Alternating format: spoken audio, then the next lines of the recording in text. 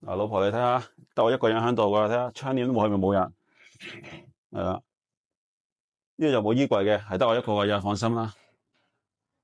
大家好，我阿昌，今日嚟到呢個大陸嘅連鎖酒店全季啦，一齊分析佢啲裝修。首先咧，你會見到佢呢度一入門口咧，就會擺個洗衣籃喺度。點解咧？陣間你就知㗎啦。咁呢一個就係俾你放篋嘅架啦。即係以佢呢個係300零蚊嘅檔次嘅酒店咧，佢俾到我嘅感覺咧係超值嘅。同埋手工咧就冇得點講嘅啦，最全部都係但求快起貨啦。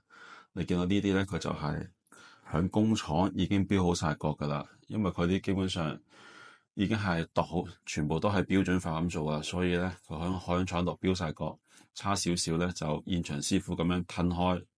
褪埋少少去走翻嘅啫，係啊，所以睇到咧手工係麻麻地嘅，整體望出去感覺咧都係高級啦。呢個就係嗰啲樹林主題啦，乜木紋磚上牆啊，因為同埋呢啲標準就工字做法啦。即係你發覺佢所有嘢霎眼睇咧就幾靚嘅，但係認真睇手工麻麻地嘅嘢，係啦，即係呢啲咁嘅齊輯輯嘅，我哋都係唔中意噶啦。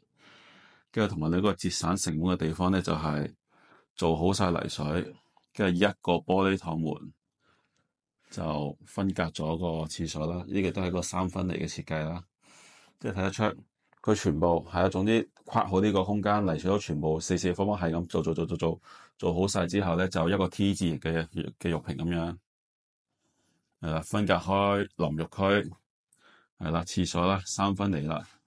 我好多客都問我成咩想要三分離，三分離以香港咁有限嘅廁所尺寸咧，你就一定要將個洗手盆抌出去個廁所範圍以外噶啦，咁你先做到三分離。咁個洗手盆出邊呢一下咧，就大家好糾結噶啦，又話去完廁所洗唔到頭嗰啲啊，諸如此類啦，所以就呢啲要大家自己取捨啦。跟住亦都門口呢度就做翻個石膏板天花啦，咁又感覺係啦，似翻酒店同高級啲啦，跟住向呢邊出發啦。跟住發覺大部分真係都係咁樣噶啦。佢呢度有啲人可能係用嗰啲護牆板啦，佢呢個就做好石膏板底之後做牆紙啦。你發覺佢都係好簡單嘅啫。呢個成幅黐好晒牆紙，呢個殼就咁照揼，跟住加條燈帶，好簡單啦。呢條柴我哋係裝飾嘅，至於佢點做嘅咧係做好晒牆紙，跟住你見到呢條柴係收好柴嘅。佢呢度後邊咧應該係有條鐵角嗰類噶啦，呢度轉窿收埋，呢條木後邊有條鐵轉窿收埋牆，跟住呢度咧就打釘，係啦，遮翻醜佢，用咁樣做啦。咁樣佢先好快速，因為呢條如果你冇諗到一個咁嘅方法安裝咧，你用翻我哋平時嗰啲插鐵啊、拆嗰啲絲光出嚟嗰種裝法咧，就裝得好慢啊，就唔符合呢啲商業嘅原則噶啦，係啦。跟住呢個就標準窗簾啦，不過佢呢個就渣少少咯。因為我好似住過有其他地方嗰啲全家佢係電動窗簾嘅，佢呢個仲係手動啊，係啦。窗外景色就冇乜得講噶啦。我哋見到點解會咁樣做法嘅咧？因為佢租翻嚟係啦，佢就唔喐出邊嗰啲間隔噶啦，就自己縮入啲啦，寧願或者可能出邊嗰啲空間佢冇乜用啦。跟住床頭一塊板到尾去做個床頭板，呢個都係有啲人如果做嗰啲係啦280尺嗰隻居屋啦，想酒店 feel 咧，得1兩個人住咧，都會係咁樣做嘅。跟住呢度鋪牆紙啦，係啦，你見到有啲凹凹凸凸啦。跟住去到啲收唔到去嘅位又係啦，都係嗰啲吸條鋼啦，但係你見呢條鋼咧係吸得好流嘅，係揾手搣得喐嘅。哇，咁嘆嘅？係啊，晨早起身品下茶先啊嘛。哇，好骨子喎呢個茶壺，好想買翻屋企喎。呢間酒店啲嘢可以帶翻屋企嘅咩？呢個世界最緊要3樣嘢，銀紙、銀紙、銀紙。佢呢間嘢咧就迎合咗你哋呢個心態啦。所有你見到嘅嘢，你都喺落下邊俾錢買翻屋企嘅。通常都係靜雞雞攞走嘅啫喎。冇靜雞雞呢個年代，你咪靜雞攞走咯。你買二手貨俾全新價錢啫嘛。我知道你陣間又話㗎啦，你裝修佬嚟㗎咋？有咩資格批評你裝修啊？所以今次我揾咗個做一個幾十年酒店房口設計嘅設計師過嚟等佢講啦。喂，你諗住影我㗎？喂，你戴翻個口罩先。OK。唔驚。好，我冇諗住出鏡㗎嘛。喂，我哋評價下有啲設計點樣啊？嗱，佢係後裝㗎，所以佢唔知我曾經講過啲咩嘅。我睇下好似冇梳頭啊。我睇下啲內容係對唔對嘅先。好，咁頭先我入到你呢間房咧，不如喺呢個門口講起啦。好。會覺得有啲奇怪嘅，點解會有個洗面盤喺度啊？因為咧間房間嗰個面積唔係真係咁大。我相信個 designer 咧係將個浴室裏面嘅 equipment 搬咗出嚟啦。咁我相信個廁所裏邊一定係細嘅，陣間先再講。咁咧入到嚟之後咧，開唔開得㗎？你真係開得嘅，你睇下有啲燈光喺度咧，你見到佢冇家私嘅，佢盡量將個空間賺爆晒嘅嗰啲，即係視覺效果咧，你就會覺得佢100尺就係有100尺，即係唔同平時啲酒店房咧會有個龍門框啊，有個 closet 喺度擺衫，你睇下佢一條掛通就搞掂啦，係啦。但係咧呢啲設計其實要好整齊先可以咁做嘅。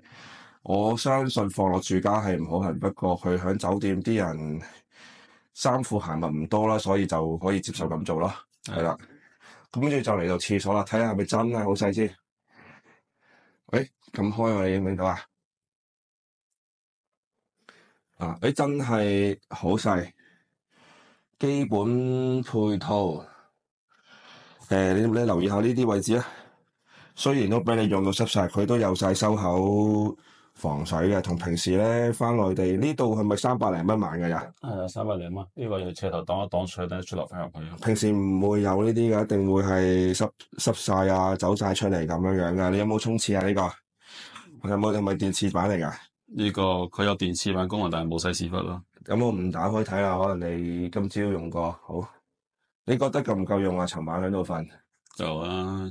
一個人就夠用係嘛？係啊。兩個人就有啲動作會叮叮地咯。好彩你一個人都到咗尋晚。OK，我入嚟。真係一個人㗎。咁呢間房就霎眼嬌嚟形容係可以嘅，因為咧都唔係大㗎，我諗8.12尺到嘅啫。但係咧佢有啲燈光 highlight 下咧，即係好似呢啲咁咧，望過嚟咧，咁你一埲牆就唔係一埲死牆咯。咁你會見到有啲燈光滲下，好似裡面仲有嘢喎。咁你個佢擾亂咗你個視覺，會令到你覺得可能呢度有200尺可以繼續行過去，繼續伸延嘅喎。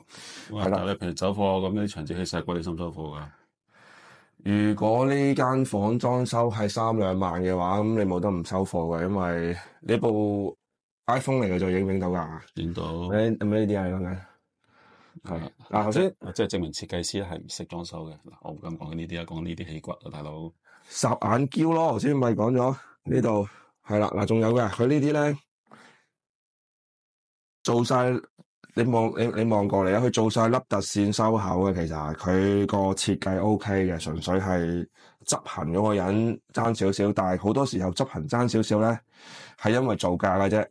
因為內地都有好多師傅手工好嘅，以我所知係啦。窗後面有冇人啊？可唔可以過去望下？應該依家冇人。有條好長嘅頭髮咁樣嘅，清潔咁差嘅呢度。係啊。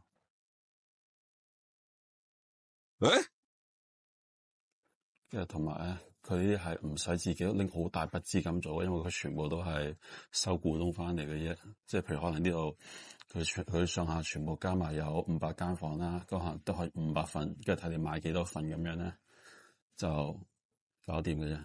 做老細哥咧，基本上裝修嗰一刻嘅裝修錢咧就已經賺咗噶啦。營運呢度咧就睇下呢10年同唔同股東交代嘅啫。不過佢都唔會要啲股東蝕錢嘅，因為佢有呢個規模嘅，始終都係。當你有間300零蚊嘅呢啲酒店咧，就冚贏晒附近嗰啲細酒店噶啦。因為落到大堂咧，你就見到係，你就見到係呢啲咁嘅樣噶啦。但係個櫥櫃入去翻自己地方咧，呢度係咪？我成日覺得呢度好鬼似 M 家。似唔似 M+ 博物館啊？呢度係啦，M+ 絕對係咁嘅樣噶啦。基本上嗱呢度你話似酒店大堂定係似鋪頭啊？我頭先見到個茶具套餐咧就2嚿幾水，係啦。當然你揾拼多多咧，跟住可能係100蚊唔使噶啦。但有啲嘢你係買個感覺噶嘛。跟住呢多餘嘅空間咧，就攞嚟咁樣做裝飾啦。我呢個平台好正喎。真係300零蚊買咗呢度。同埋依家大陸好多酒店咧，新嘅酒店全部興咁樣有個嗰啲咁嘅類似嗰啲交流區俾你哋嘅啦。你都買嘢飲嘅，所以佢哋啲連鎖式做法咧就已經好成熟噶啦，唔係我哋以前嗰啲咩7日嗰種噶啦，係全部都走呢啲咁嘅中檔路線噶啦。